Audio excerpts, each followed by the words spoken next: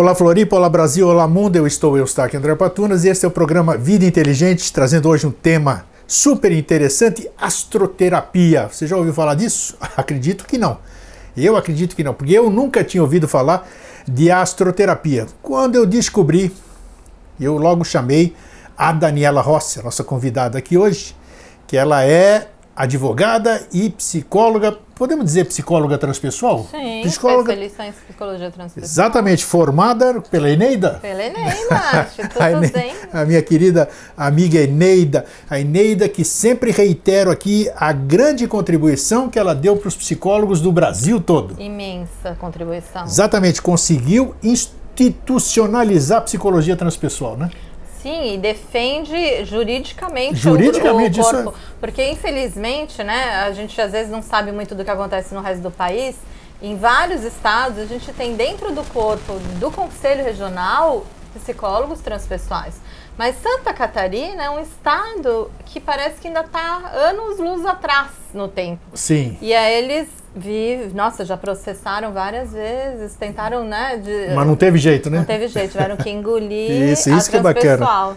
Isso né? Com uma decisão brilhante do juiz, né? Não tenha dúvida. Fortalecendo que isso é ciência. Ciência você tem que avançar, né? Eu lembro que na época, quando a Eneida conseguiu essa vitória, eu acho que eu publiquei ela distribui a sentença, foi muito né? Linda a sentença, muito bacana, né? isso. Nossa, então, era para ninguém mais nem querer ousar pensar que isso então, não tem. Todo mundo que agradeça a Eneida pelo trabalho que não foi para ela, não, foi para a classe. Isso que é bacana, a pessoa que luta pela classe. Isso é muito bacana dela. Sim. Então, Daniela, é um prazer receber você aqui. O prazer é meu. Então, vamos falar hoje sobre o que é astroterapia. Olha só. Astroterapia, eu presumo que seja uma terapia com os astros, né? Com os planetas, não sei. É quase isso. O que vem a ser isso? Na verdade, assim, é um método, né, de terapia em grupo. Em grupo? Em grupo. Ah, tá. Óbvio, pode ser feito individual? Pode, mas é muito mais rico em grupo. O grupo, o trabalho, a gente tem espelhos muito mais, digamos, não é autênticos, mas eu vou dizer talvez mais incisivos, né? Você se enxerga muito mais rápido através da fala do outro e através do espelho das relações. Então eu acho que a terapia em grupo ela amplifica, né, o resultado e às vezes até apressa, a coisa corre mais rápido, justamente porque você vai ter muitos espelhos no mesmo momento. Mas o trabalho ele se desenvolve na união dessas duas correntes. Então eu sou astróloga há muitos anos, né? Tá. Então tem 30 anos que eu estudo astrologia. Puxa. Desde 86, com minha paixão, assim, é da infância mesmo, acho que é da alma, porque ninguém da minha família lida com isso, ninguém acreditava nisso, já cansei de ser banalizada porque as pessoas têm uma consciência muito pequena do que realmente representa a astrologia. Mas meu trabalho se desenvolveu sempre no viés de autoconhecimento. A gente sabe fazer previsões? Sabe, porque a função, a técnica te ensina isso. Tá. Mas o meu trabalho não é voltado para previsão, ele é voltado para autoconhecimento. Ou seja, mostrar para aquela pessoa que vem buscar astrologia, aqui veio, né? Qual é a minha função nesse planeta aqui? O que eu vim fazer aqui que não, por mais que eu tenha às vezes realização financeira, profissional, eu não me realizo, não me sinto preenchido. Então eu gosto de dar esse tipo de resposta, mostrar um pouco da alma, da essência da pessoa para que ela se reencontre. Você falou agora há pouco da dificuldade, né, das pessoas com astrologia.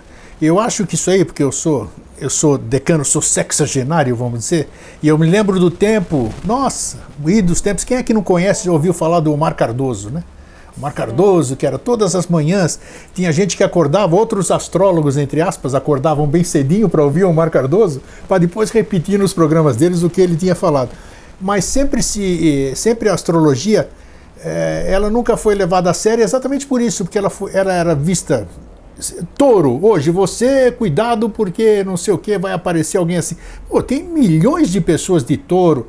Você não pode generalizar a astrologia, então ela foi banalizada. Foi muito banalizada. Então, como é que eu posso levar a sério? Como é que eu posso levar a sério algo que serve para todo mundo? Uhum. Então, a partir do momento que vocês, astrólogos, né, as pessoas começaram a entrar, a se envolver e mostraram para as pessoas que o negócio era muito diferente do que se apregoava por aí, aí começou a passar credibilidade para o próprio cliente, para o próprio paciente, assim vamos dizer. Na verdade, olha, se você for buscar na história da humanidade, a astrologia ela é desacreditada desde o Império Romano, começa ali o descrédito, né?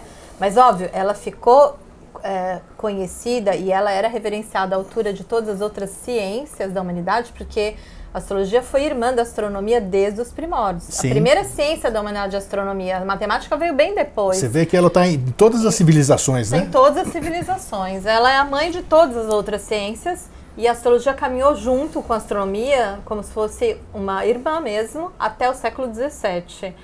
O século XVII que traz o racionalismo é que fez a cisão do campo científico, porque o campo científico naquele período ainda via o mundo natural como algo inerente ao ser humano. Não existia separação do homem da natureza. Tá. E o fenômeno foi tirado da ciência no século XVII, quando começam os racionalistas com esse movimento positivista e, enfim, eles tiram o que é o campo e o fenômeno e passam a observar só aquilo que eu penso é que é verdade, né? Ou aquilo que alguém já reverenciou que passa a ser crível.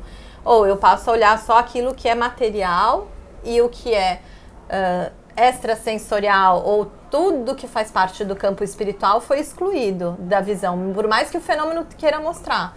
Então eles tiram o fenômeno da universidade para que você não possa nem comprovar o espiritual. Perfeito. Ou, né? Mas enfim, ali a gente entra num obscurantismo gigantesco, porque a astrologia então ela vai ser excluída do campo científico, porque ela era a parte da astronomia que buscava a compreensão simbólica de algo que é material. Então você tem a astronomia como falando do movimento físico, químico, toda a composição dos planetas, mostrando como é que é pura ciência, né? Essa ciência material. Sim, que claro. vai falar da parte física mesmo dos corpos celestes, que quer buscar compreender fisicamente esses corpos. Mas a astrologia, ela sempre buscou o subjetivo disso. E o que esse movimento cíclico no céu traz para a minha vida na Terra? E como desde os primórdios o homem não via separação de céu e terra, ou seja, ele até por muito tempo acreditavam que eram deuses, né? Sim. O sol, a lua, enfim, não importa a visão religiosa disso, mas eles tinham uma compreensão de que a gente não estava separado. Então, se eu entendo o movimento macrocósmico e eu tomo isso como um símbolo e eu levo para um olhar micro, eu consigo compreender microcosmicamente as mesmas relações. E, na verdade, a gente está falando de sincronicidade, não de lei de causa e efeito. Perfeito. Né? Então, o que a astrologia sempre soube, mas quem não estuda não entende, é que a gente não está falando de uma relação causal de corpo celeste e influência terrestre. Então, não é porque Marte está em lugar tal que vai acontecer algo na Terra. Mas existe uma correspondência simbólica em tudo no universo. Todos os movimentos do macro para o micro se correspondem. E é isso que a gente trabalha, que o Jung vai chamar de sincronicidade. Quando é que começou, Daniela? Quando é que se começou a olhar por esse prisma, digamos assim? Você citou Jung. Jung teve alguma relação com essa... Ele deu alguma credibilidade à astrologia, digamos assim? Quem é que trouxe esse novo olhar da astrologia? Olha, eu vou te falar assim, porque tem duas histórias, né? Tem a do Oriente e do Ocidente. Vou ser bem sintética, porque senão a gente vai ficar horas aqui, não vou sair daqui hoje. Mas assim, a astrologia do Ocidente, que se desenvolveu no Ocidente, ela tem uma raiz na Mesopotâmia, Sumérios, Caldeus, né? Todas elas vêm do conhecimento dos sacerdotes. Porque quem eram as autoridades no período da Antiguidade? Né? Os sacerdotes é que tinham autoridade. Eles que eram os estudiosos, eram eles que buscavam essa compreensão. Então, ela sempre partiu do campo místico ou religioso das tribos, dos povos, enfim, eram esses detentores do saber, né? Até que esse saber passe a ser liberado para qualquer pessoa, demorou muitos séculos, né? Então, o que aconteceu com essas duas vertentes? A astrologia no Ocidente, ela vai chegar num momento onde ela está, assim, todos os grandes imperadores, eles tinham um séquito de astrólogos que observavam o céu diariamente para preveni-los. Justamente para quando eu ataco, quando é que eu vou vencer uma guerra, quando é que minha cabeça está a prêmio. Então, sempre eles tiveram esse conhecimento, porque conhecimento é poder. E é assim que eles manipulam ou dominam o mundo. De onde eles adquiriram? Você está falando de esses que olhavam e e faziam os vaticínios, vamos dizer. De onde eles adquiriram esse conhecimento? Que tipo de estudo eles tiveram? Ai, olha, isso é o grande mistério. Quer dizer... Porque, na verdade, você vai ver registro arqueoastronômico Sim. lá desde 4.000 a.C. Ou seja, a astrologia dita que surge na Suméria, porque lá existem as tábuas cuneiformes, aquelas tabuinhas de argila. Sim, Então você tem registros, né? Até hoje no Louvre tu encontra essas tabuinhas com os posicionamentos do céu interpretados, ou seja, o que esse movimento do céu tinha a ver com a vida na Terra, né? Tanto que eclipse, por exemplo, que a gente acabou de vivenciar, eram os piores dos augúrios, porque você está tendo ausência da luz, né? O Sol está encoberto, então para eles, óbvio que eles tinham uma visão enfim, de pior das coisas, como se fosse um demônio que está encobrindo, né, o céu, mas em síntese eles estavam mostrando, olha, a luz, a gente perde a luz nesse dia, então não tem consciência. Então muitas coisas ruins acontecem pela falta de consciência. Então continua um mistério como é que essas... Agora, como que os sumérios fizeram, né, essa relação, a gente vai recebendo de povo a povo, um foi passando conhecimento para o outro, eles estudavam o céu e observavam, na verdade é empírico. E a astrologia hoje utiliza-se desse conhecimento antigo, exatamente. Sim, é o mesmo, foi em cima disso que foi se estudando. Foi em cima disso foi estudando, só que ela é uma evolução, né? Então imagina, a gente tem 6.000 anos de astrologia. Então, nos primórdios, ela era agricultural. Ou seja, eles olhavam o céu só para sobreviver, entendeu? Eles queriam entender quando que é o momento de plantar, de colheita, tudo. A civilização vai evoluindo e vai surgindo outras necessidades, né? Acabam-se... o mundo nômade se transforma num mundo... agricultural, não. Na verdade, os homens param de viver de lado em lado e começam a cercar uma terra e começam a construir e erguer as cidades. Começam a surgir as cidades-estado. Quando isso acontece, a visão da necessidade do céu passa a ser outra. Daí começam a buscar compreender o céu para dominar. Ou seja, peraí, quando é que eu posso invadir o meu território vizinho? Que para mim é mais fácil pilhar o vizinho e pegar tudo do que eu ficar 10 anos plantando para depois colher, para depois ter alguma coisa. Começam a vir as cobiças, né? Quando o homem delimita a sua terra, ele mesmo deixa de ter essa visão livre e de que tudo é de todos. Já começa a restringir a querer limitar aquilo que é dele e começa a cobiçar o que é do vizinho, né? Então, assim, para falar disso, a gente ia demandar anos para falar dessa antropologia, mas, em síntese, a astrologia ela vai evoluindo com a própria evolução do homem e ele vai buscando respostas no céu para lidar melhor com a vida diária. Então, ela passa de agricultural para política, que a gente chama de astrologia mundial. Então, era feito um mapa do rei, e o mapa do rei representava a vida do reino. E daí as pessoas sabiam, ou seja, os astrônomos avisavam os reis quando eram os bons momentos para ele ou invadir ou não fazer nada. E como é que era isso, Daniela? Quando tinham grandes catástrofes. A meteorologia saiu daí. E como é que era isso na época? Porque a gente sabe que uma grande coisa que eu aprendi na astrologia, eu não entendo nada, mas eu gravo aquilo que eu aprendo, né? Que a astrologia é tendência. E essa que é a palavra mágica da astrologia. Porque não é uma ciência divinatória. Ela te mostra as tendências, né? E como é que eram as tendências costumavam bater, vamos dizer, nessa época? Não, na verdade, a astrologia era muito mais precisa. Era muito mais precisa? Muito mais precisa do que hoje. Por quê? Por quê? Olha só. Primeiro, porque os astrólogos, eles eram pagos, entre aspas, para fazer só isso, né? Então você vivia às custas de um rei e você ia ficar o dia inteiro só fazendo cálculo e análise, porque não tinha essa facilidade do mundo tecnológico de hoje, né? Sem dúvida. Você não punha lá os dados num sistema e já saía tudo pronto. Então eles passavam todos os dias olhando o céu, vendo, medindo, né? Quanto é que esse planeta caminhou, que eles chamavam de estrela errante, não tinha o nome ainda de planeta. Tudo eram estrelas, aí tinham as estrelas fixas e as estrelas errantes. Então essas errantes são as que se moviam, que hoje a gente chama de planeta.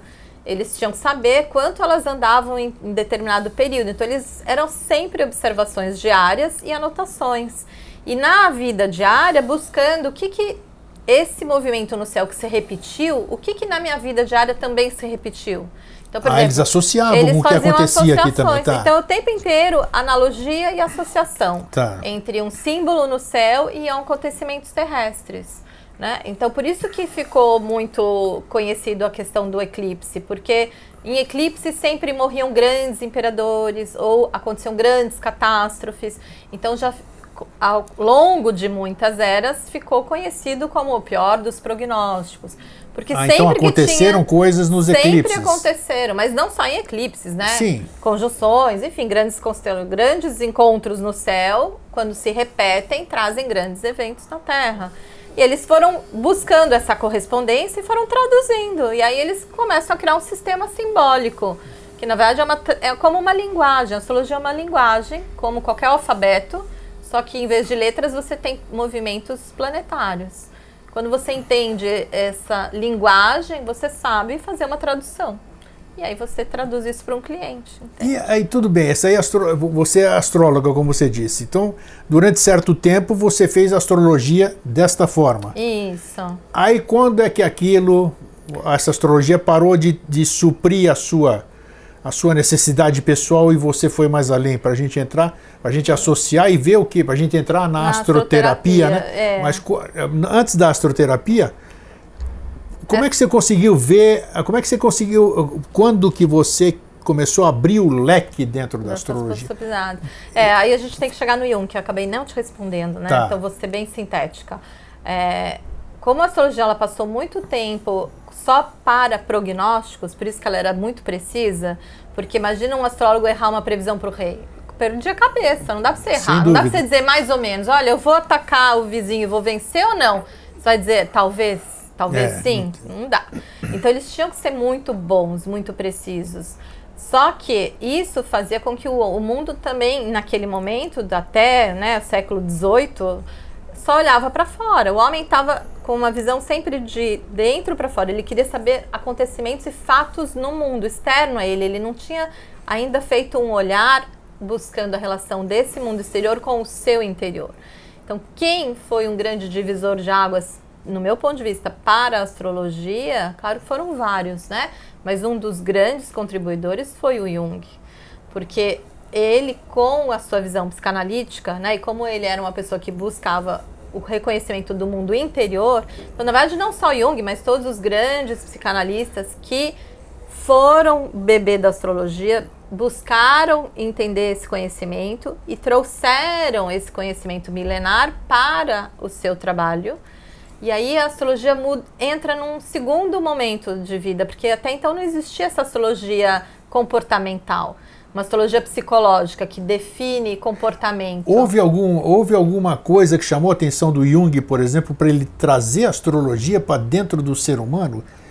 Olha, eu não sei como é que o Jung chegou na astrologia, mas eu sei que ele usava o mapa para todos os pacientes. É mesmo? Sim, se tu vê no livro vermelho, você tem a sincronicidade. Quando ele escreveu sincronicidade, ele usa a astrologia para provar a sincronicidade. Puxa, que interessante. Então tem vários mapas desenhados lá no livro, né? E em vários livros dele tu vai encontrar a documentação de astrologia.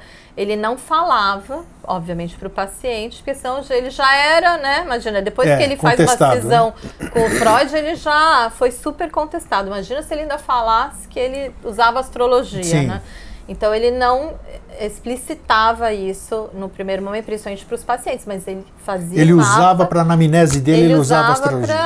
Para entender essa personalidade que estava ali sendo, né, auxiliada, digamos assim, por ele. E ele começou a obter resultado. Ele via que aquilo lá tinha sentido, batia com tudo aquilo que ele levantava. Sim, se tu for olhar na história da astrologia, tu vai ver a quantidade de pessoas, tanto da ciência quanto de vários outros saberes, que eram astrólogos, né? É que, de novo, a gente não busca a história, a gente fica só com a visão banalizada. Sim. Essas pessoas que vendem essa astrologia horoscópica, né? Elas ajudam a banalizar, porque muitas vezes são pessoas que ou não têm um conhecimento profundo, ou não têm interesse em fazer um outro tipo de interpretação e preferem fazer só essa visão mais genérica, que não está errada, porque o pior é isso, né? Isso que dá raiva, porque tem fundamento essa astrologia geral, né? 12 signos para falar para qualquer pessoa. Só que você não está falando para um indivíduo, você está falando para uma população inteira que pode se servir desse modelo. Você falar de um signo e achar que todo mundo que é de Leão vai ter algo em comum, eles sim, uma parcela vai ter algo em comum. Por quê? É como você falar de um arquétipo. Todo mundo que ouvir a história da Cinderela vai se identificar com alguma coisa da história. Sem dúvida. Claro. Assim como com a história da Bela Adormecida. Cada pessoa ela tem um mito pessoal. O meu signo, a teimosia do touro. Pô, então, assim, tem um modelo que é o que a gente chama de arquétipo, né? Que é constante. Que é inerente a toda a humanidade. Isso. Então você pode usar um signo, muito. Você pode usar um conto de fada, tu pode usar um mito. Eles são universais. Então, falar de um signo é um arquétipo universal. Mas o mapa astral é muito mais do que 12 símbolos. Ele tem uma combinação imensa de símbolos e de posições planetárias que são únicas, porque elas só aconteceram na hora que você nasceu. Então, depende do lugar, da hora, do instante e da visão de você para esse céu. Por isso que a gente pega até longitude e latitude de nascimento. E isso é único. Então não tem como, você não tem dois mapas idênticos. Não, né? Incrível. Porque não existem dois seres humanos idênticos. Você pode até ser gêmeo, ter um irmão gêmeo, mas não são idênticos. Alguma coisa um tem de diferente do outro, não tem? Tem. Nem que seja 1 minuto de diferença aí do nascimento, ou seja, e a gente olha irmãos gêmeos como são distintos na personalidade, apesar de muitas coisas semelhantes. Então, mapa astral é a mesma coisa. Você pode ter vários mapas parecidos, até semelhantes, mas sempre existe alguma particularidade que é única. Vamos aproveitar, antes de você seguir, e vamos esclarecer um negócio aqui. Porque quem conhecer, eu conheci, trabalho de astrologia. Hoje eu não faço nada sem consultar o dia, a lua, a astrologia, horário, numerologia. Eu associo tudo isso porque eu sei que isso funciona e eu sei que isso é coisa séria para aquelas pessoas formadas, pessoas que eu conheço, que são capacitadas, tudo. Vamos falar do seguinte, vamos esclarecer para as pessoas. Fala o que é um mapa natal. Pouca gente sabe o que é. Você acabou de dizer, mas eu quero que você amplie um pouquinho mais. O dia do meu nascimento, o que significa o dia, a hora do meu nascimento? O que é isso para fazer aquela coisa bonita, aquela coisa redondinha, cheia de traço? O que significa isso? Que importância tem aquilo para a vida da pessoa? Para a gente entrar já no transpessoal, na astroterapia, para começar a subir. Então, o que é um mapa natal? O mapa natal é um mapa feito, é como uma fotografia do céu no momento do seu nascimento. Tá. Então, é como se eu estivesse no lugar do seu nascimento, olhando para o céu e tivesse tirado uma fotografia. O que faz com que, até seja um pouco diferente o cálculo da astrologia ocidental para oriental, essa astrologia nossa, que a gente tem a vertente ocidental, ela é antropocêntrica, por isso eu preciso do lugar do nascimento. Tá. E o cálculo, ele é inteiro antropocêntrico, é como se eu estivesse olhando para o céu e não eu no sistema solar olhando para a Terra. Ah, sim, tá. Né? Por isso dá uma divergência entre a posição real astronômica e aquilo que a gente vai projetar no zodíaco como 12 signos, né? Tá. Mas é porque o cálculo é simplesmente antropocêntrico. Mas não muda nada na interpretação? Muda? O ocidental com o oriental ou não? Sim, não. São sistemas totalmente diferentes. Totalmente diferentes, tá. Diferentes, né? Okay. Não dá nem para comparar. Nada. A védica é a mais similar porque ela tem o mesmo conjunto de símbolos. Então, eles usam as mesmas casas, com o mesmo significado. Ah, sim, tá. Os signos são os mesmos, os planetas são os mesmos, né? Então, a maneira de delimitar isso é a mesma, mas o cálculo é bem diferente, porque é uma astrologia sideral, enfim. Tá. Daí já tem uma interpretação totalmente diversa, porque é um outro olhar para esse céu, digamos assim. Ok. Né? Mas chega no mesmo lugar, né? As duas vão chegar, porque estão falando de você, elas têm que chegar no mesmo lugar. Mas são olhares bem distintos. Então, aquilo é um retrato meu. É um retrato que aquilo vai mostrar tendências, vai mostrar uma série de coisas. Se a gente, assim, eu vou falar um pouco do como eu acredito a astrologia, porque aí vem também, cada astrólogo ele tem um filtro para esse sistema. Existe uma técnica, se você aprende bem essa técnica, todo mundo tem que interpretar ou usar a técnica da mesma forma. Sim. Mas o filtro, que é a interpretação, ela é particular, individual, né? Claro, é a minha maneira de me expressar. Claro. Então, do que eu entendo de astrologia, ela é um retrato fiel das escolhas que a tua alma fez para essa encarnação. Então, não é ao acaso que a gente nasce e nem ao acaso que vem esse mapa, né? Ou seja, que esse céu sobre a sua cabeça no momento do teu nascimento vai retratar aquilo que seria a tendência principal da tua vida. No meu ponto de vista, foi a tua alma escolhendo por aquilo que representa as escolhas melhores para que ela cresça durante esse processo. Tá.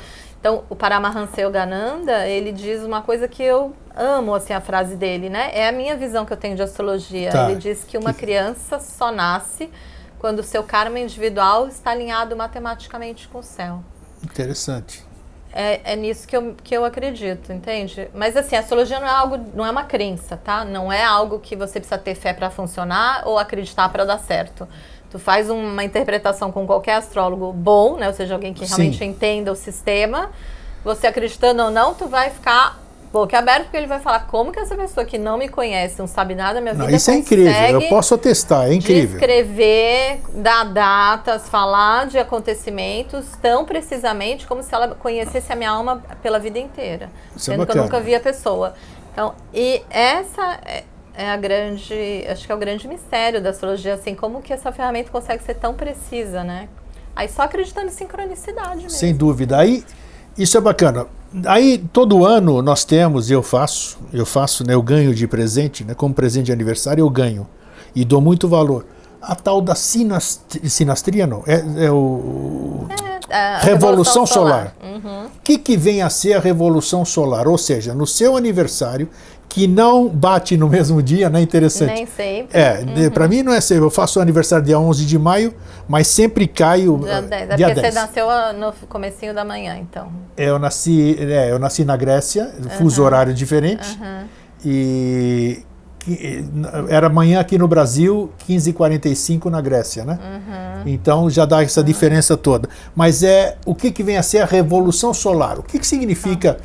Então, é um mapa que assim, tem muitas técnicas de previsão, mas uma das que mais ficou famosa é a Revolução Solar, que é um mapa que é feito para o aniversário. E a gente busca naquele ano qual é o momento no ano, que normalmente é bem próximo ou no próprio dia do aniversário, onde o Sol retornou para o mesmo grau e minuto do mapa do nascimento. Isso, seria uma cópia, né? Então você alinha, na verdade, a mesma longitude solar, né, do nascimento com o daquele ano e faz um mapa para essa hora, né? E aí isso é o mapa da Revolução Solar.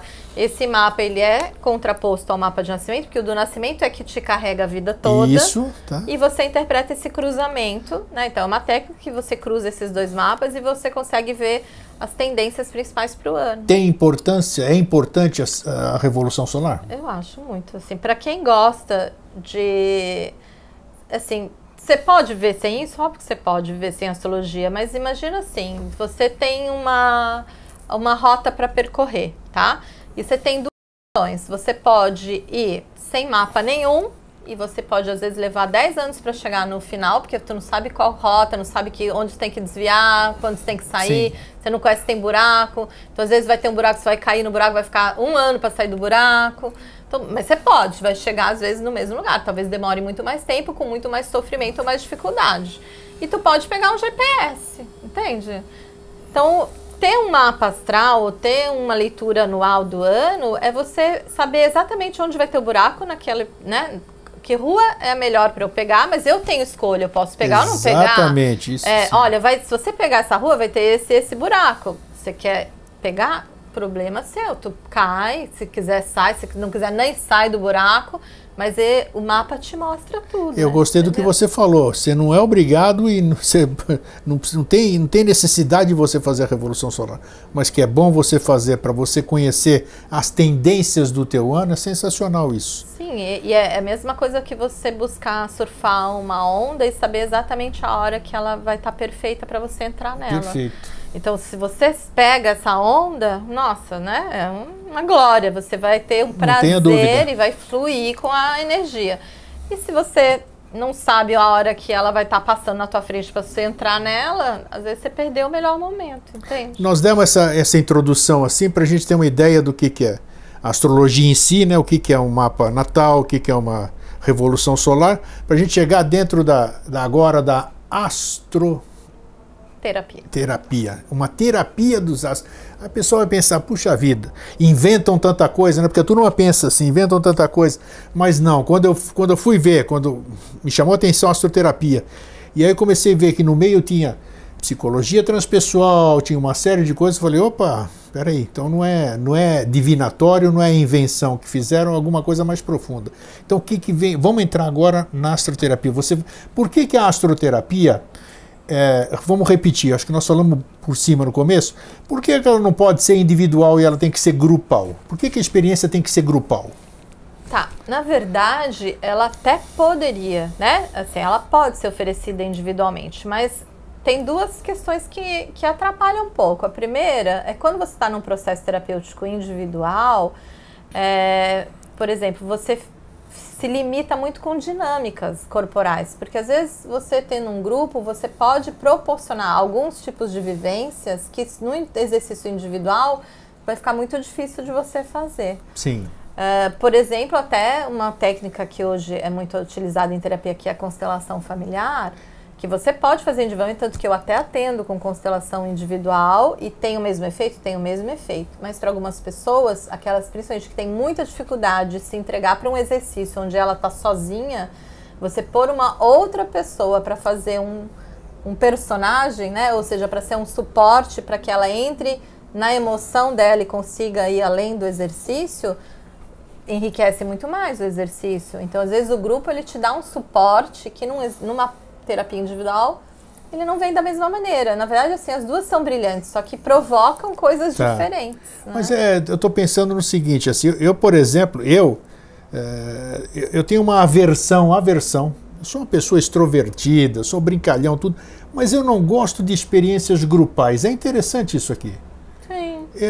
Sabe, quando faz essa reunião de grupo, que eu tenho que dar um abraço no final, tudo isso aqui, eu não gosto. Eu sou franco de dizer isso. Sim. Eu não gosto. E nem todo mundo gosta. Porque mesmo. Não é natural. Eu quero chegar no fim sem ninguém me pedir, eu abraçar alguém ou todas as pessoas, mas uma coisa que seja natural. Então a minha pergunta é assim. Não inibe as pessoas, o grupo, por isso que eu perguntei do grupo. Sim. Eu posso ser que nem, por exemplo, eu acabei de confessar para você que eu não gosto disso. Então como é que eu estaria dentro de um grupo à vontade? Existe alguma técnica? Você como psicóloga transpessoal, você vai saber me trabalhar para fazer com que eu me sinta à vontade? Como é que as pessoas devem estar se perguntando, devem ter outras pessoas... Sim, com certeza, com a mesma questão. Exato. Né? Na verdade, você pode olhar essa tua, digamos, essa tua forma de ser, né? Porque eu não vou nem dizer que é a tua dificuldade, esse é você. Isso. Se é bom, se é ruim, não existe uma modulação, mas isso é você. Mas você pode pensar de duas formas. Tu pode pensar...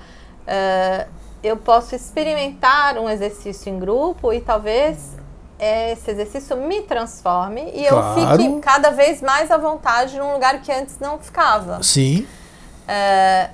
Então você pode olhar como uma forma até da tua transformação. E eu vou além dessa minha dificuldade ou da minha resistência e vou me colocar num exercício em grupo e vamos ver onde vai dar. Mas com limites muito respeitados. E isso é a função do terapeuta, né? Isso que eu ia perguntar. Então, assim, o terapeuta ele jamais pode ser invasivo. Então, a gente entende e respeita o grupo na sua individualidade também.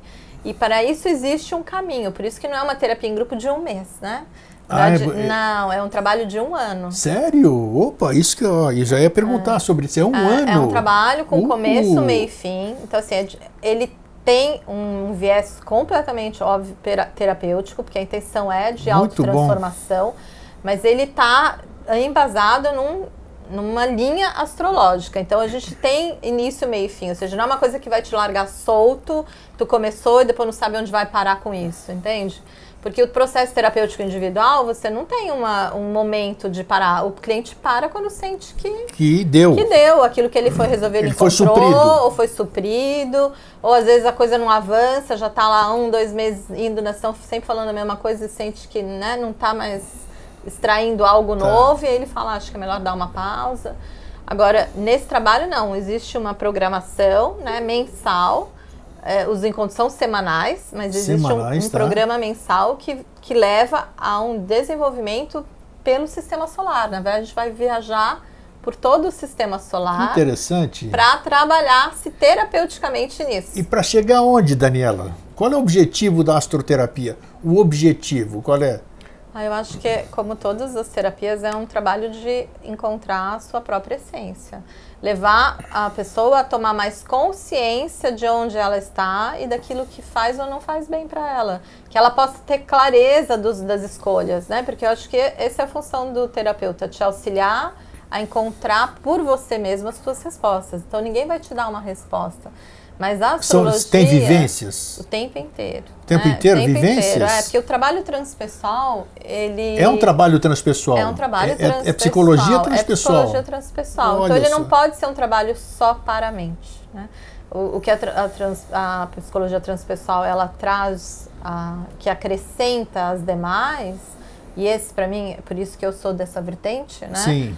É porque ela não exclui nada. Então, assim, eu não excluo o Freud, eu não vou excluir o Jung, eu não estou excluindo nem a psicologia behaviorista, nem a humanista, nem psicanálise. Eu não estou excluindo nenhuma teoria, eu não estou dizendo que uma é melhor que a outra.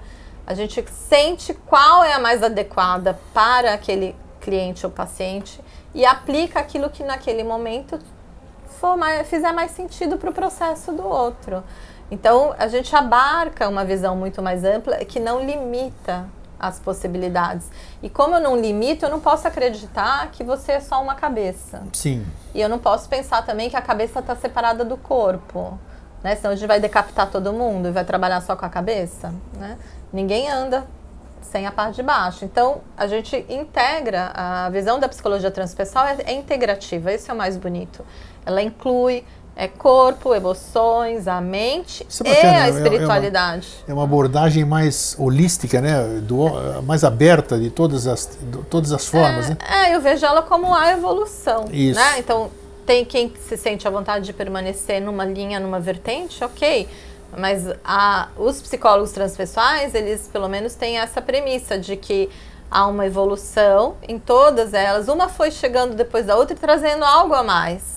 Né, foi ampliando a visão do que a anterior não alcançava. Na verdade, você tem mais ferramentas para trabalhar, né? Você tem mais ferramentas, né? Então, você bebe de todas as fontes, sim, mas você vai além e você não para ali. Ou seja, eu não sei o que essa pessoa precisa hoje. Eu não chego no consultório já sabendo o que eu vou fazer, claro, entendeu? Claro. A gente deixa... Com o tempo, você vai descobrindo. Você deixa a fala, né? Você primeiro escuta, vê a fala do outro e vê aquilo que é mais importante de ser trabalhado naquele momento. Ou de que maneira tu pode... Qual ferramenta que vai ajudar essa pessoa talvez encontrar melhor essa resposta. E isso é o que a gente pensa em desenvolver, só que fundamentado com técnicas transpessoais. Então, tem a hipnoterapia, que a Eneida é mestra, né? Tem a constelação familiar. Tá dentro da astroterapia, dentro do modelo nosso, isso, a gente está levando a nossa bagagem, né? Então, esse trabalho é um trabalho que eu fiz em parceria com a Eneida. A gente desenvolveu esse trabalho há alguns anos atrás, quando ela estava iniciando as primeiras grupos, né, de psicologia transpessoal. Deu muito certo, foi um trabalho lindo. E depois, como a agenda das duas era um absurdo, né? Que ela super corrida com as turmas dela, claro. Eu super corrida com as minhas coisas, a gente não conseguiu mais cruzar uma agenda a ponto de... vamos... Daí, esse ano ela olhou para mim e falou: Dani, acho que tá na hora da gente fazer outro grupo. E aí eu falei, vou amar, porque aquela experiência foi ótima, vai ser muito bom fazer isso de novo. E aí a gente está abrindo essa possibilidade de um outro grupo de astroterapia. Agora vai ter agora um novo grupo. A gente abre inscrição, espero, né, começar em outubro. Então até outubro a gente está alinhando, né, esse novo grupo. Sim. Que é um trabalho em parceria. Então são duas terapeutas, né? Puxa vida. Eu e a Eneida. Muito bom. Então eu fazendo a parte astrológica e transpessoal e ela com toda a sua bagagem da psicologia. Então enriquece muito, porque a gente tem ferramentas diversas, né? E ela tem algumas que eu não tenho, eu tenho outras que ela não tem. Então que o grupo bacana, claro, se cada um com a sua especialidade, cada um com a sua bagagem, Isso. Né? E aí ajuda muito. E como é que é o convívio em grupo? Existem conflitos? Como é que é esse... Olha, dos grupos que eu faço, que eu já fiz, né, com esse tipo de trabalho, não, nunca vi conflito. Assim, porque normalmente você propõe uma vivência e depois tu vai fazer uma partilha, né? Então cada um vai falar de si. Nessa partilha, cada um se sente chamado a colaborar, pode falar, mas as falas são sempre muito amorosas, porque ali, como o grupo está comprometido com a autotransformação, Sim. Não tem por que gerar conflito, porque ninguém quer mudar o outro, né? Cada um está preocupado em entender a sua história e entender o seu momento para saber fazer boas escolhas, talvez. Eu falei de conflito porque eu voltei 30, 35 anos atrás e eu fui gerente de banco, né? E a gente tinha frequentemente aquelas vivências com o Departamento de Recursos Humanos do banco e com psicólogos, né? Aqueles psicólogos que colocavam a gente em encontros onde a gente tinha que falar do colega. Nossa, sim. Você deve saber o que é, né? O que você acha dele, o que você não gosta dele.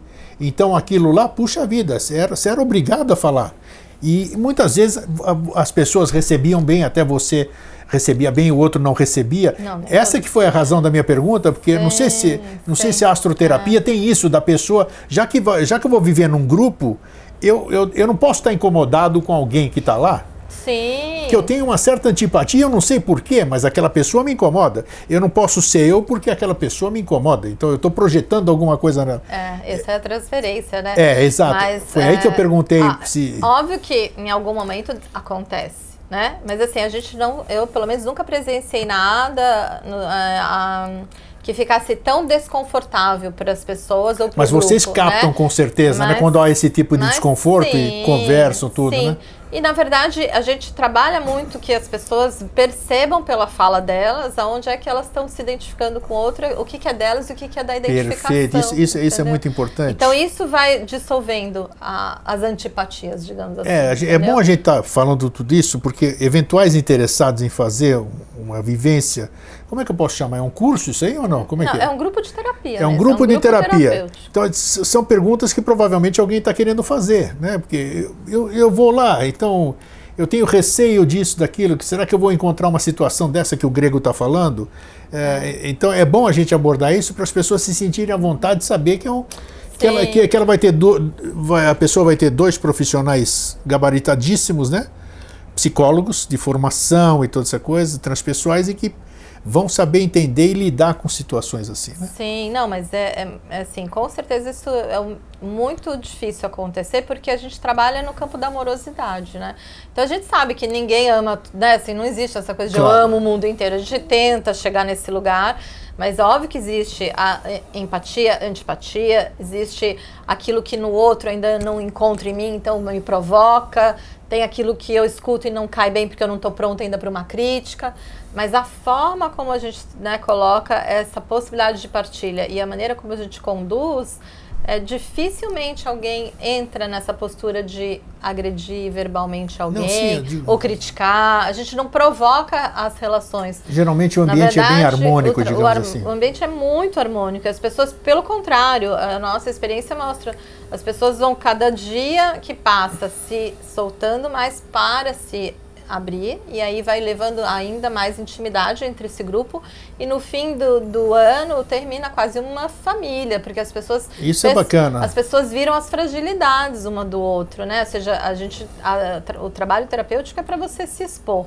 Você vai até o seu limite, né? Mas o grupo acolhe para que você se sinta à vontade de se expor e não ser julgado. Deve ser muito interessante, porque já estou curioso até, né? Porque hoje a gente percebe que o ser humano está tendo, mais incrível que isso possa parecer, dificuldade em conviver em grupo, hein?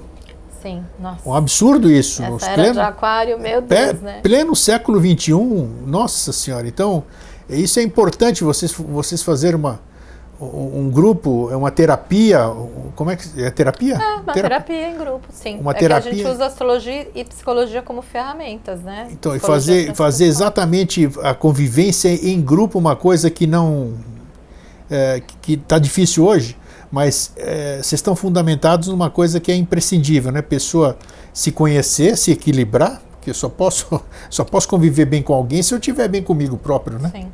Essa é a nossa grande premissa, é a premissa da Unipaz, né, a qual eu carrego a bandeira atualmente. Você é presidente da Unipaz agora, né? Da Unipaz Santa Catarina. Se a paz começa dentro, né? Se a gente estivesse em paz conosco estar em paz consigo já é muito difícil, porque isso implica em você aceitar todas as tuas partes, inclusive aquelas que você não gosta, ou aquelas que você nem quer enxergar. Por isso que é um trabalho constante para o ser humano, né? Aceitar essas partes faz com que você não conflite mais com a parte do outro que também é tua. Então, é óbvio que isso na teoria é muito fácil, na prática a gente vê como a coisa, né, ainda leva, sei lá, quantos milênios aí para chegar a essa evolução, mas a intenção é que a pessoa perceba que tudo que está à sua volta é reflexo dela mesma. Então, se você toma isso como uma verdade, você para de se incomodar tanto com o vizinho, sabe? Você está falando uma coisa importante. Quando eu fiz o meu primeiro mapa natal de verdade, vamos dizer, que foi aqui em Florianópolis, né? Foi importante porque eu pude me conhecer, porque o profissional que fez isso, ele me mostrou algumas coisas e me convenceu daquilo. Mostrou que eu era de um jeito, agia de outro, sentia de outro. O curso de astroterapia, vocês fazem um mapa natal das pessoas? Sim, ele é inteiro baseado no mapa. Porque eu preciso, as pessoas precisam se conhecer, né? Exatamente. Então, assim, por isso a diferença vai desse grupo para um outro grupo de terapia. Tá.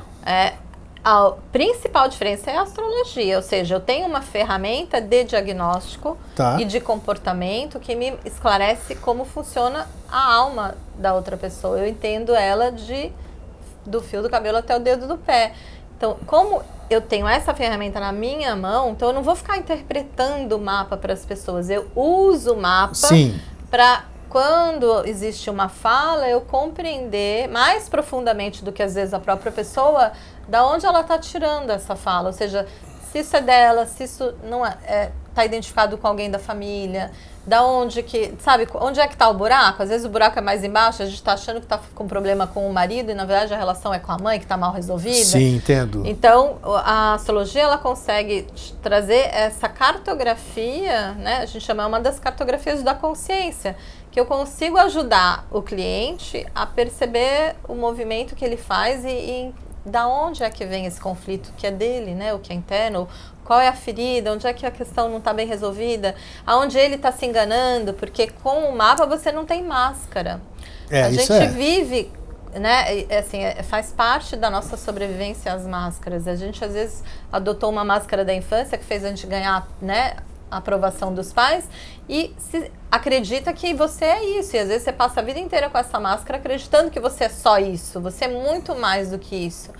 Só que o mapa, ele mostra exatamente onde é uma máscara, onde não é, onde é essencial, onde é algo que é fundamental para alimentar e nutrir bem essa pessoa, onde ela está se nutrindo daquilo que não é saudável para ela, mas ela não percebe que isso não é saudável.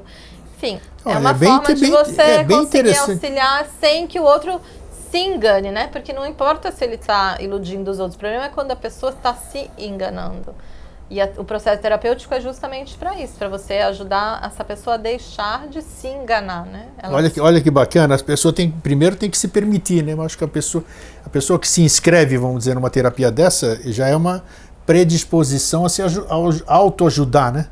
Porque se eu for um dos inscritos, vamos dizer, cujo objetivo que eu quero alcançar é me conhecer, eu estou insatisfeito comigo. Cheguei até aqui, tenho tudo praticamente, digamos assim, hipoteticamente, mas algo está faltando e eu não me supro. Não estou conseguindo me suprir. Eu tenho grande possibilidade, digamos assim, de me encontrar numa terapia de astroterapia?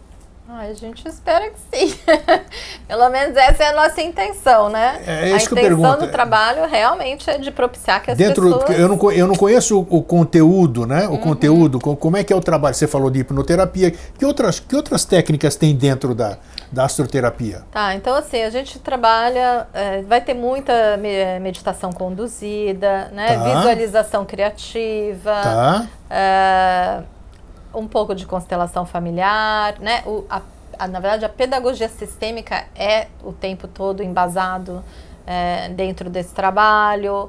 Todo o simbolismo astrológico que faz com que eu consiga entender melhor as pessoas que estão ali à minha volta, para poder ajudá-las a se conhecer. E é mais toda a bagagem da Eneida, né? tanto como psicóloga claro, mesmo, psicóloga claro. clínica, a hipnoterapia que ela tem um monte de outras formações também, Aikido, enfim. Nossa, sim, tem. Né? Eu tenho formação em renascimento, tenho formação em crânio-sacral, ginetoterapia. Eu vi assim, o seu currículo assim, ali. Formação não me falta. Formação não falta mesmo, Então a gente bom. pega essa bagagem, né, que na verdade é a nossa própria caminhada, e isso a gente vai pôr à disposição do grupo. Então, cada momento do trabalho, ele tem uma intenção. Bacana. De fazer a pessoa reconhecer determinado aspecto dela mesma. Para isso, a gente proporciona uma vivência. Então, o trabalho ele é o tempo inteiro dinâmico, porque é vivencial e depois vem para a cabeça. Ou seja, primeiro tu passa pelo processo, traz a experiência, faz uma partilha e tem uma compreensão do que essa experiência tem trouxe, toda a condição de obter sucesso, digamos assim. É uma vez por semana? Uma vez por semana, quintas à noite. Quintas à noite. Quanto tempo? 2 horas? 2 horas, das 7h30 às 9h30. 2 horas das 7h30 às 9h30. São vivências, são 8 horas, 8 vezes, nossa, um ano inteiro, dá para fazer muito trabalho, né? Fazer muito, não, olha, é um trabalho profundo, não é porque eu estou dizendo não, mas é... Não, imagino, claro, que eu vi o que vocês fazem. Terminou a astroterapia. E depois, eu vou ficar desamparado, vou ficar sozinho, vou caminhar sozinho, vou ter condição, ou vou ter um suporte pós-curso? Como é que é esse pós, vamos dizer assim? Olha, na verdade vai de pessoa a pessoa, né? Normalmente tudo aquilo que é vivenciado nesse ano propicia tanta mudança, pelo menos eu estou falando do que eu já vi, né, nos outros grupos. Isso. Então, assim, a gente vê tanto crescimento, tanta transformação, que às vezes até, assim, depois de um ano a gente encontra a pessoa e a gente fala, nossa, não parece mais a mesma, né? Às vezes a pessoa se transforma completamente, até na aparência, assim, porque ela é como se ela estivesse florescendo. Então, eu só tenho coisas boas, né, para partilhar das outras experiências, mas o que às vezes a pessoa, né, terminou a jornada e ela ainda sente, por exemplo, que quer mais, não queria parar. Bom, aí a gente pode indicar outro grupo, ou ela então faz um trabalho individual, se ela sente que ela ainda precisa de suporte para alguma questão. Pode dar continuidade pessoal. Individual. Alguma coisa que ela não... Sozinha nunca vai ficar, né? A gente não larga ninguém desamparado, muito menos a gente não abre um processo que não possa ser fechado. Você falou agora há pouco, e só para a gente complementar, o que vem a ser, é um tema que um dia eu vou abordar ainda no Vida Inteligente. O que vem a ser essa coisa que está tão em moda aí, chamada de constelação familiar? Que coisa que é essa aí? Tá. Bom, sintetizar. Quanto tempo eu tenho para falar da constelação familiar? O que é isso aí? Né? O que é a constelação familiar?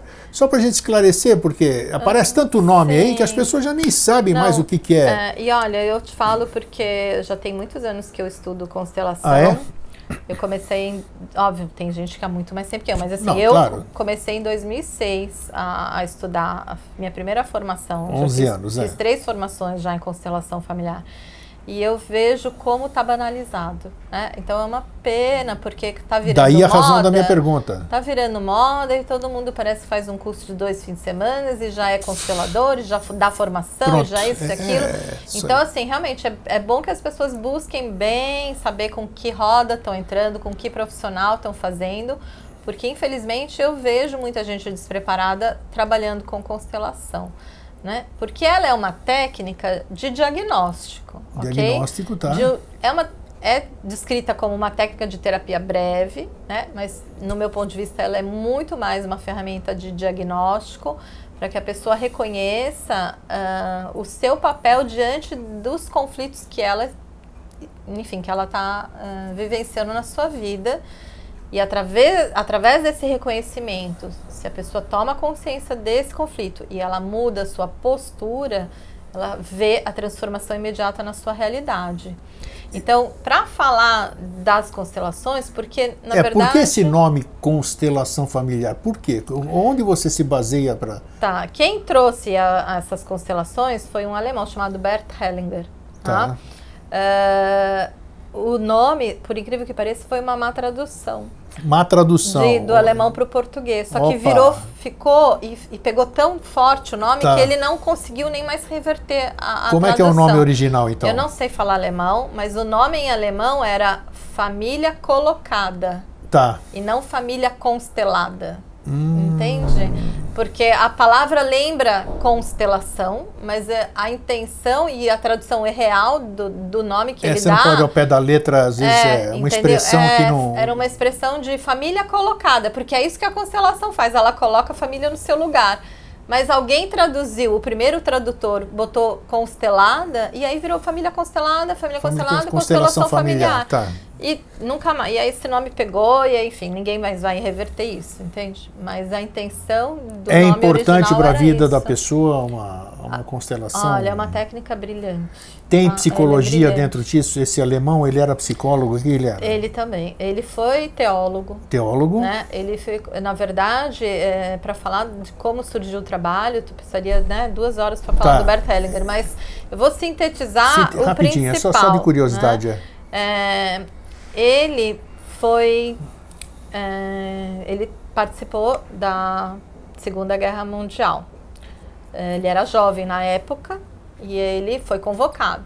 E ele viu os horrores, né, como um alemão, de estar no campo e sobreviver a um campo. Tá. Quando ele sai da guerra, ele resolve ser missionário. Ele vai para a África e vai ficar 16 anos com os Zulus. Ele sempre gostou de terapia familiar, ele sempre gostou de cuidar de famílias. Ele viu a importância, talvez porque ele viu a guerra e viu tantas famílias serem dilaceradas, que ele viu a importância de manter o núcleo familiar. E ele vai, então, para a África, vai fazer um trabalho missionário por lá. Era um teólogo, né? E ele fica 16 anos e aprende muito sobre unidade, sobre respeito, sobre valor com os Zulus. Olha que interessante, tá. Então, algumas coisas que ele trouxe para essa terapia, ele encontrou com os Zulus, principalmente na forma de resolução de conflitos. Nas tribos que a gente chama de primitivas, né? Nada de primitivo. Assim, eles têm uma maneira muito mais brilhante e civilizada de resolver as questões, e uma das questões que ele traz depois para essa técnica quando 2 pessoas tinham um problema, ou seja, rivalidades, queriam brigar, porque lá eles brigam até morrer, aquela coisa assim que a gente vai dizer, que primitivo, né? Antes deles irem para a luta física, eles se reuniam na oca, sei lá qual é o nome lá do local, todos em círculo, vinha, né, o chefe da tribo, chamava os 2 que queriam brigar, e antes deles brigarem, ele falava assim, mas antes disso vamos fazer o seguinte, você chama uma pessoa para ser você, e você chama outro para falar por você, e a gente vai botar os 2 para conversar. E vocês assistem. E vocês assistem. Ah, que legal, olha só. E se os dois não se entenderem, que falam cada um por vocês, aí sim vocês vão pra briga. E nunca ninguém ia na briga, entendeu? Porque que legal. O que o Bert percebeu com a visão, né? Porque ele já, né, com toda a bagagem dele, já tinha um outro patamar de compreensão daquilo, que quando você tira a emoção do conflito, a gente encontra a paz, né? O que fazia muitas vezes o que faz você às vezes querer, né, dar um soco na cara do outro? A raiva é uma emoção que você tá, porque se essa emoção não existisse, você não ia querer dar o soco. Sem dúvida. Então, quando você põe 2 pessoas para falar por você, elas não estão envolvidas emocionalmente com a questão, então elas vão chegar numa harmonia ou enfim, num meio termo, algo que fique bom para as 2 partes. Super interessante. Elas agem só racionalmente, que entendeu? Bacana, gostei Ou seja, muito. tirou o instinto, né? Porque o instinto faz a gente fazer muita coisa negativa. Então, isso ele traz para as constelações, como uma das, né? A gente, só que óbvio Mas que já gostei. Não foi só ali no Zulu, se você for buscar, porque quando ele larga a África e volta para a Alemanha, daí ele vai estudar psicologia, fez terapia primal, ele fez um monte de cursos, né, de psicoterapia. Ele conhece algumas ferramentas que já existiam na Alemanha, e uma delas que foi desenvolvida, né, foram 3 psicanalistas alemães que desenvolveram grandes técnicas. Um deles é o Moreno, que desenvolveu o psicodrama. Então, as constelações, elas são baseadas no psicodrama do Moreno, que é uma técnica de dramatização das questões, né? Só que você faz um teatro e as pessoas dão uma certa opinião e você vai achando a melhor solução para um conflito através dessa dramatização, que lembra o que os Zulus fazem, entende? Na verdade são coisas diferentes, mas que tem essa pegada de você pôr outras pessoas para falar daquilo que é, sem você que está envolvido emocionalmente com a questão. E ele bebe de mais algumas outras técnicas, né? Uma delas é a psicologia sistêmica. Na psicologia sistêmica, a gente estuda, né, o que a gente compreende, na verdade. Que ninguém está separado de nada. Sim. E que não adianta você achar que você tirar, por exemplo, uma pessoa adicta do ambiente familiar, levar para uma clínica, desintoxicá-la, trata ela 3 meses, ela fica limpa, ela sai de lá sem vontade nenhuma de se drogar, por exemplo. Aí você devolve ela para aquele ambiente, vai acontecer. Volta ao vício. Sem dúvida. Na verdade, isso a psicologia sistêmica percebeu, que você tem um sistema inteiro adoecido. Quando uma pessoa está doente, não é só ela, né? Existe o dependente, o codependente, existe todo um grupo que também está doente. Se você não tratar o grupo, o sistema todo, quando você reinsere aquela pessoa que mudou a sua vibração, né? Ou seja, mudou a tua maneira de se comportar, leva para lá, aquele sistema doente leva ela a se adoecer novamente. Que bacana. Então, ele foi pegando, na verdade, o melhor. Para mim, ele foi pegando o melhor de cada técnica, ou de cada terapia. Vocês utilizam alguma coisa da constelação familiar na astroterapia? Sim, muito. Tá aí, ó, viu? Então, entendeu? Pronto, tá aí, ó. E a pergunta foi... O plus dele, porque, óbvio, né, ninguém... ele tem, né, assim, eu tenho o Bert como um grande inspirador, porque é como, sabe, assim, o que o Jung fez pela psicanálise, né, depois um novo patamar, para mim o Bert traz um novo patamar para as terapias, porque ele não ficou só com essas teorias, né, ele foi além, porque ele percebeu o que o Rupert Sheldrake chamou de campo mórfico, né. Ele percebeu como atuam as leis do sistema familiar dentro de um campo que a gente chama de campo mórfico. E não é uma técnica nova, pelo que você está falando, porque ele desenvolveu depois da Segunda Guerra Mundial. Na verdade, assim, ele é esse trabalho acho que surge mais ou menos em 1980, Nossa, perto então, da década de 80, puxa que vida, ele trouxe isso, né? 40 anos quase já. Se não me engano, tá? Porque eu também não sou tão boa claro. assim de números. Não, mas é óbvio que foi a bagagem da vida dele, né? Puxa, então, assim, não é que do nada veio isso. Ele foi pegando toda a sua bagagem de conflito, disso, daquilo, né, da experiência na África, com famílias, né? E psicologia, com tudo que ele estudou. E ele conseguiu, só que ele teve uma grande sacada, porque ele conseguiu perceber um campo de informação. Com certeza. Que não é só um teatro, entende? Porque quando você põe as pessoas e pede para elas representarem outras, para que você veja o que é nessa relação, super existe interessante. um campo de informação ali que faz com que a pessoa ache que, assim, ela não entende como é que eu estou sentindo tão precisamente algo que eu nem sei de quem é. Que você entra no campo de informação dessa pessoa, que é o que ele chama de campo mórfico, e isso faz com que a gente consiga sintonizar as emoções, o pensamento, a expressão corporal, até de qualquer membro da nossa família. Para quê? Para você conseguir resolver um conflito, né? Poxa, muito muito bacana. Nossa, então isso aí foi bom para completar. Então isso tem um pouquinho de constelação familiar, também é usado na astroterapia. Aí embaixo você está lendo agora, www.casadosolfloripa.com.br. Entre em contato com a Daniela. Corpo docente, eu posso garantir. 30 anos aqui de astrologia, psicóloga transpessoal, presidente da Unipaz. Ninguém é presidente da Unipaz à toa, sem graduação.